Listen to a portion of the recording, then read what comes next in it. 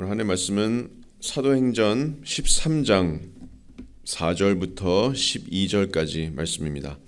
두 사람이 성령의 보내심을 받아 실루기아에 내려가 거기서 배 타고 구브로에 가서 살라미에 이르러 하나님의 말씀을 유대인의 여러 회당에서 전할세 요한을 수행원으로 두었더라.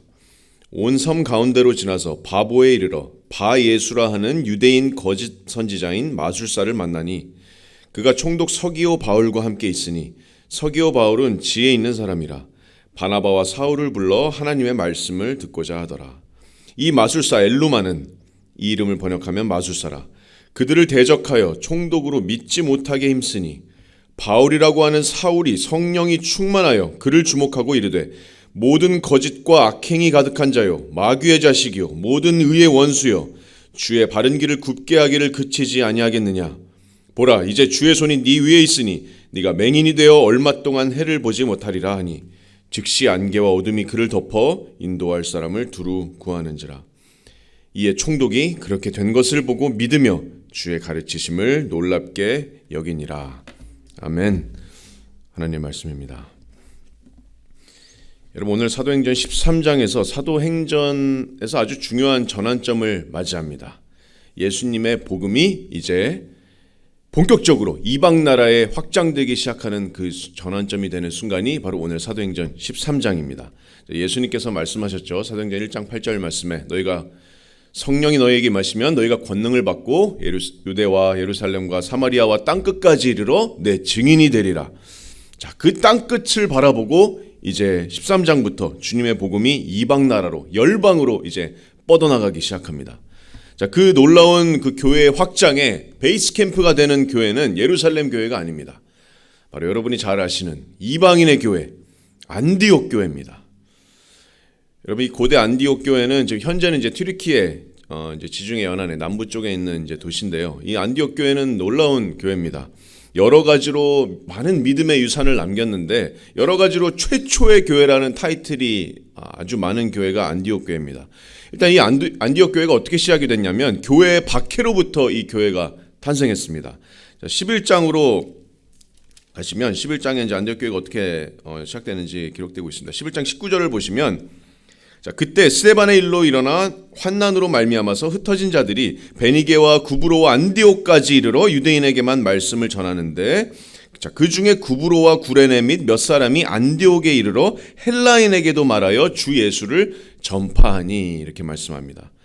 자, 예루살렘에 있던 그 교회 박해를 떠나서 여러 지역으로 흩어진 우리 그리스도인들이 안디옥에 이르러서 유대인에게뿐만 아니라 헬라인에게, 이방인에게도 복음을 전합니다. 자, 그랬더니 11장 21절 말씀에 주의 손이 그들과 함께 하심에 수많은 사람들이 믿고 주께 돌아오니라 이렇게 말씀합니다. 자, 수많은 이방인들이, 헬라인들이 하나님의 놀라운 역사로 인해서 예수님께 회심하는 일이 일어납니다. 그래서 안디옥 교회는 정말 최초로 정말 이방인들이 주축이 되는 이방인의 교회가 되었습니다. 이름도 기록되지 않은 정말 신실한 많은 사람들을 통해서 하나님께서 많은 이방인들을 회심케 하셨습니다. 그래서 예루살렘 교회가 지금 이제 급하게 지도자를 파송합니다. 그 지도자가 누구였냐면 바로 바나바였습니다.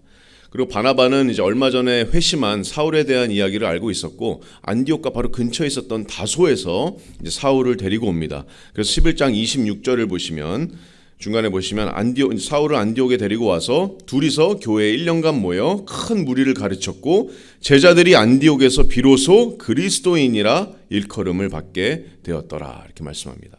자, 안디옥 교회는 최초로 예수님의 제자들이 그리스도인이라고 불려지게 된 교회입니다. 또 안디옥 교회는 최초로 그 유대인 형제들에게 형제들이 있던 예루살렘 교회에게 헌금을 보낸 교회입니다. 11장 29절을 보시면 제자들이 이제 그 예루살렘에 그 당시에 흉년이 있어서 그 예루살렘에 있던 교회가 이제 그 재정적인 물질적인 재원이 필요했는데 11장 29절을 보시면 제자들이 각각 그 힘대로 유대에 사는 형제들에게 부조를 보내기로 작정하고 30절에 이를 실행하여 바나바와 사울의 손으로 장로들에게 보내니라. 자, 이방인들이 유대인 형제들을 위해서 이렇게 모금을 해서 이렇게 헌금을 보냈던. 자, 여러 방면으로 이렇게 최초라는 타이틀을 많이 가지고 있는 믿음의 유산을 남긴 교회가 바로 이 안디옥 교회입니다. 유대인과 이방인이 하나 된 교회, 연합된 교회, 또 성령 충만한 지도자와 회중이 있는 교회, 또 말씀을 정말 명확하게 가르치는 교회, 말씀을 잘 받는 교회, 또 성장하는 교회. 우리 교회가 이렇게 믿음의 유산을 후대에게 물려주는 교회가 되기를 우리가 바라지 않습니까? 이렇게 안디옥 교회가 정말 하나님의 축복을 받은 교회였습니다. 또 오늘 본문에서는 안디옥 교회가 또 다른 최초라는 믿음의 유산을 남기게 되는데 바로 최초로 이방 지역에 선교사를 파송하는 교회로 이제 기록되게 됩니다. 성령 하나님께서 오늘 13장 다시 돌아오시면 성령 하나님께서 직접 두 사람을 택하시고 부르시고 보내십니다. 다 성령께서 직접 하시는 일인데요. 자, 13장 2절을 보시면 중간에 보시면 성령이 이르시되 내가 불러서 시키는 일을 위하여 바나바와 사울을 따로 세우라.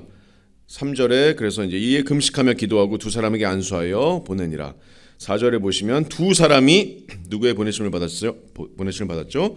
성령의 보내심을 받았습니다. 성령께서 택하시고 부르시고 교회 장로들은 그것을 확증하고 두 사람이 성령의 보내심을 받았습니다.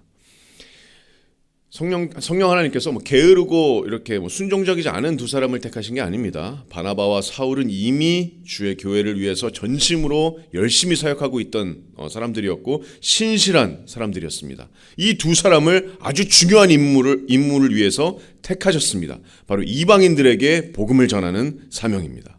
그래서 이렇게 바나바와 사울이 이 선교팀의 리더로 교회의 기도와 안수로 이제 성령 하나님의 보내심을 이방 나라로 받게 됩니다. 자, 이제 이 바나바와 사울이 이끄는 이 전도팀이 가게 될 길은 여러분 쉬운 길이 아닙니다. 자, 1차 전도 여행의 시작인데 험난한 길입니다. 사탄의 대적이 기다리고 있습니다. 하지만 오늘 본문에서 사탄의 대적을 승리하는 이 선교팀의 놀라운 전도의 현장을 보여줍니다. 여러분 성령 충만한 교회는 또 성령 충만한 이런 전도팀은 사단의 대적을 승리합니다. 그래서 우리 오늘 성도님들에게도 오늘 말씀이 복음 전도와 또 선교의 열정이 불이 붙는 그런 말씀이 되었으면 좋겠습니다. 자, 사탄의 대적을 승리하는 교회의 전도입니다. 자, 첫 번째 전도팀의 목적지는 어디였을까요? 자, 궁금합니다. 가장 첫 번째로 어디를 택했을까요? 이방 나라로 가기 위해서. 바로 구브로입니다. 자, 13장 4절을 보시면 두 사람이 성령의 보내심을 받아 실루기아에 내려가 거기서 배를 타고 어디로 가죠? 구브로로 갑니다. 자, 구브로는 영어로는 지금 현재는 사이프러스라고 하는 도시 이런 나라인데 지중해 연안에서 세 번째로 큰 섬입니다. 지금 이제 튀르키예와 시리아 해안에서 서쪽으로 이제 100km 정도 떨어진 섬인데요. 이 당시에 이제 이 큰 섬에 가장 중요한 두 도시가 있었습니다. 큰 도시가 있었는데 첫 번째는 동쪽에 있는 살라미라는 도시였고 살라미는 항구 도시였습니다. 그리고 서쪽 끝에 있는 바보 그 바보라는 도시는 행정 수도였습니다. 그 당시에. 그래서 이 살라미와 바보가 큰 두 도시였는데 왜 선교팀이 이 구브로를 첫 번째 사역지로 정했을까요? 첫 번째 사역지가 아주 중요했을 텐데 왜 구브로를 사역지로 정했을까요? 우리가 여러 가지로 생각해 볼 수 있는데 사도행전 4장 36절을 보시면 바나바의 고향이 이곳 구브로입니다. 바나바가 이곳에서 태어나고 자랐습니다. 그 지역적으로도 이 두 사람을 파송한 안디옥 교회랑 아주 인접한 그런 곳이 바로 구브로 섬이었습니다. 이틀 정도 길로 실루기아에서 안디옥에서 멀리 떨어지지 않은 실루기아에서 배를 타고 구브로까지 이틀이면은 넉넉히 갈 수 있는 그런 거리였습니다. 그리고 구브로는 유대인들의 인구가 엄청나게 많았습니다. 그 당시에. 그래서 당연히 회당도 많았고 그래서 이런저런 이유로 구브로를 아주 전략적인 선택이었다고 생각합니다. 이방인들에게 복음을 전할 첫 번째 사역지로 이 전도팀은 이 구브로를 택했습니다. 자, 구브로에 도착해서 가장 먼저 뭘 했을까요? 5절을 보시면 하나님의 말씀을 선포하는데 자, 동쪽 항구 도시인 살라미에 먼저 이르릅니다. 자, 5절을 보시면 살라미에 이르러 하나님의 말씀을 유대인의 여러 회당에서 전할새 요한을 수행원으로 두었더라. 자, 사울과 바나바는 자신의 동족인 유대인들에게 먼저 갔습니다. 회당으로 갔습니다. 자, 이 전도팀에서 이제 앞으로 사도 바울의 사역의 패턴에서 언제나 계속되는 반복되는 패턴입니다. 언제나 바울은 유대인들이 있는 곳이면 언제나 회당부터 갔습니다. 회당에 있는 유대인들에게 먼저 갔어요. 동족에게 먼저 갔습니다. 바울은 회당에서 발언할 기회를 얻는 게 그렇게 어렵지 않았을 겁니다. 바울은 당시에 가말리엘이라는 정말 유대인 랍비, 정말 당대 최고의 유대인 랍비였던 가말리엘의 그 수제자였기 때문에 회당에 들어가는 것도 어렵지 않았을 것이고 회당에서 말하는 것도 어렵지 않았을 겁니다. 그래서 전략적으로 회당을 선택했습니다. 그곳에서 하나님의 말씀을 전했습니다. 여러분, 회당에는 이미 구약 성경을 알고 있는, 또 배우고 있는 유대인들이 많았습니다. 또 유대인들뿐만이 아니라 하나님을 경외하는 이방인들도 있었고 유대교로 개종한 이방인들도 있었습니다. 이미 추수할 영혼들이 엄청나게 많았어요. 이미 모인 그런 영혼들이 많았습니다. 복음을 전할 그런 사람들이 한가득 있었던 곳이 바로 회당이었습니다. 물론 그래서 더욱더 박해와 반발을 살 수 있는 곳이 회당이었지만 동시에 회당은 바울에게는 정말 최고의 복음 전파 장소였습니다. 그리고 5절 하반절에 보시면 요한을 수행원으로 두었다고 기록하는데 이 요한은 마가 요한입니다. 마가복음을 쓴 마가 요한입니다. 바나바의 조카였고 또 이 당시에 바나바와 사울을 따라서 수행원으로 이 여정에 지금 참여하고 있습니다. 자, 얼마나 이 전도팀의 이 사역이 열매가 있었는지, 어느 정도 사역을 했는지, 이 동쪽 살라미에서 어떤 일이 있었는지 구체적으로 누가가 기록하지는 않습니다. 누가는 이 구브로의 사역의 하이라이트를 구브로의 서쪽 지역, 당시 구브로의 행정수도였던 바보에서 일어난 일로 비춰줍니다. 자, 이 바보로 이제 가게 되는데 이곳에서 두 사람을 만납니다. 바로 당시에 로마의 총독으로서 구브로를 다스리던 서기오 바울, 그리고 그 옆에 있던 바예수라는 마술사, 이 두 사람을 만나게 됩니다. 자, 이곳에서 사탄의 대적이 시작됩니다. 6절 말씀을 보시면 온 섬 가운데로 지나서 바보에 이르러 바예수라 하는 유대인 거짓 선지자인 마술사를 만나니 말씀합니다. 자, 동쪽의 살라미에서 바보까지 온 섬을 가로지르면 그 거리가 약 한 150km 정도입니다. 이렇게 지금 구브로 섬의 행정 수도였던 바보까지 사역지를 옮긴 전도팀은 자, 그곳에서 유대인 바예수, 문자적으로 바예수는 구원의 아들입니다. 거짓 선지자라고 기록된 마술사를 만나게 됩니다. 여러분, 이 당시에 바보는 영적으로 아주 타락한 도시였습니다. 고대 그리스 이제 신화의 신들 중에서 한 명이었던 아프로디테를 숭배하는 곳으로 유명했던 곳이 바로 이 바보입니다. 바보 근처에는 아프로디테가 탄생했다고 여겨지는 돌이 이 해안에 있었어요. 종교적인 어떤 매춘이나 어떤 음행이 넘쳐나던 곳이 이곳 바보였습니다. 이 영적으로 타락한 곳에 이 전도팀은 아랑곳하지 않고 직진했습니다. 그곳에서 이제 마술사를 만나죠. 거짓 선지자를 만납니다. 여러분, 모세 율법에 따르면 마술을 행하는 자들은 돌로 쳐 죽여야 되는 사람들이었습니다. 게다가 이 바예수는 거짓 선지자라고 기록하고 있습니다. 이 바예수가 구브로의 총독 서기오 바울과 함께 있었습니다. 아마도 여러 가지 마술로 총독을 현혹하고 권력 옆에 붙어서 온갖 이익을 취하고 사람들을 미혹하는 데 영향을 부리던 전형적인 그 어둠의 세력의 특징이죠. 사단의 역사입니다. 자, 그리고 이제 바예수와 함께 전도팀이 만난 사람은 그 당시에 구브로를 다스리던 총독, 로마의 총독 서기오 바울입니다. 7절을 보시면 자, 그 바예수가 총독 서기오 바울과 함께 있으니 서기오 바울은 지혜 있는 사람이라 바나바와 사울을 불러 하나님의 말씀을 듣고자 하더라. 자, 누가가 아주 정확하게 사실을 기록합니다.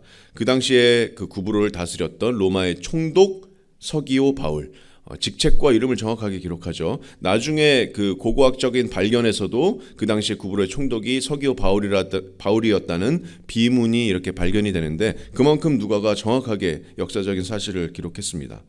자, 이 로마 총독 서기오 바울은 7절에 보시면 지혜 있는 사람이라 이렇게 기록합니다. 아마도 여러 가지 고등교육을 받고 그리스 철학이나 유대교 문화나 종교에 관심이 많았던 사람 같습니다. 그래서 사울과 바나바가 총독의 이목을 끌었어요. 그래서 그 당시 또 구브로에 급속하게 전파되고 있는 그런 예수님의 복음에 대해서 또 더 알아보고 싶었을지도 모릅니다.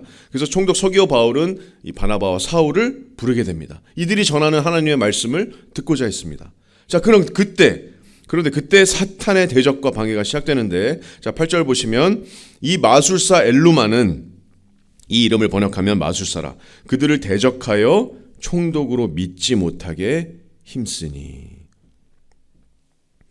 사탄의 추종자, 사탄의 하수인인 이 바예수는 엘루마라는 이름으로도 불립니다.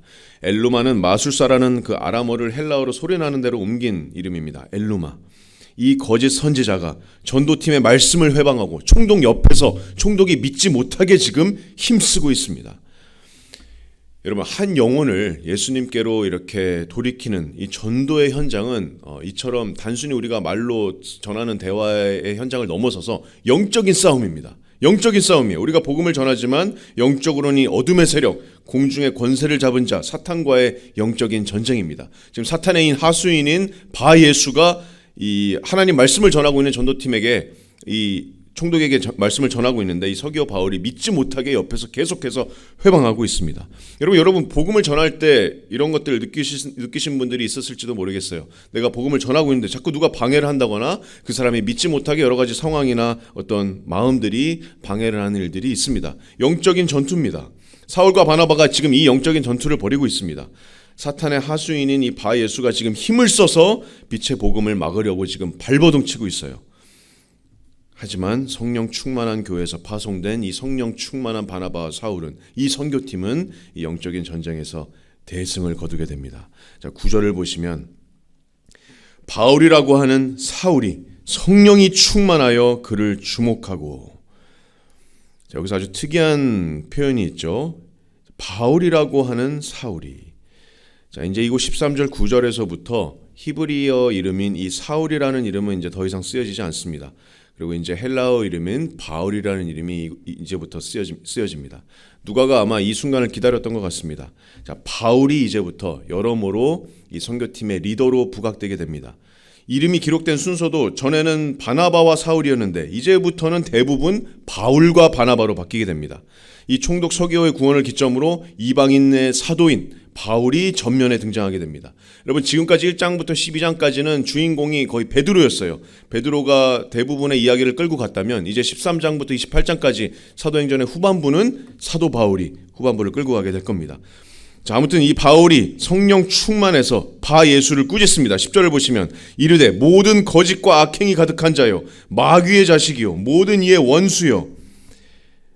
아이러니하게도 바예수의 의미는 구원의 아들인데 이 거짓 마술사는 마귀의 자식이었습니다.